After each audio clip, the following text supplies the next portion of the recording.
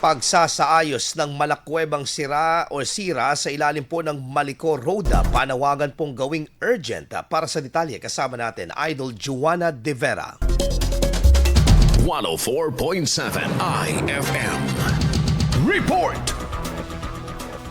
Binigyang diin ang kaligtasan ng mga motorista at biyahero sa patuloy na panawagang gawing urgent ang pagsasaayos ng Maliko Road o Pangasinan to Nueva Vizcaya Road bilang pangunahing daanan na nag-uugnay sa Region 1, Region 2 at Cordillera Administrative Region o CAR. Sa isinagawang briefing ng Department of Public Works and Highways o DPWH para sa mga prioridad na plano, programa at aktibidad ngayong 2026, muling iginiit ng Pangasinan 6th District Representative Marlene Premicias Agabas ang matagal ng suliranin sa kondisyon ng Maliko Road na patuloy umunong nagdudulot ng panganib sa mga naglalakbay dito. I urge the agency to please ensure the safety and make sure that the road will be stable and fit for travelers.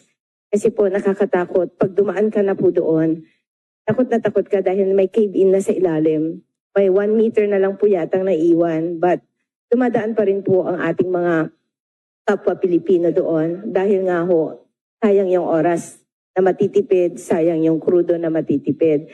So, we urge po na sana matulungan niyo po kami doon. Ayon sa kanya, kinakailangan ang karagdaang reinforcements at mas mabilis na interbensyon tulad ng aprobadong pondo mula sa DPWH upang masimulan na ang pagkukumpuni at maiwasan ang posibleng aksidente at mas matinding pinsala sa kalsada. Ayon sa DPWH Regional Office 1, 3 beses nang naghain ng request ng pondo sa Central Office sa magkakaibang buwan noong 2025 na aabot ng 405 million pesos. Ipinaliwanag naman ng punong tanggapan na hinihintay pa ang paglalabas ng nasabing pondo dahilan upang magpadala muna ng mga inhenyero para magsagawa ng ocular inspection sa Maliko Road. Bilang konkretong hakbang, naghain din ng motion para sa isang resolusyon na hihimok sa Pangulo ng Bansa na gawing prioridad ang pagsasaayos ng Maliko Road na itinuturing na isang kritikal at agarang issue para sa kaligtasan at tagdudugtong sa malaking bahagi ng Hilagang Luzon. Kasama mula rito sa IFM Dagupan, ito si Idol Joanna De Vera, Tatak IFM.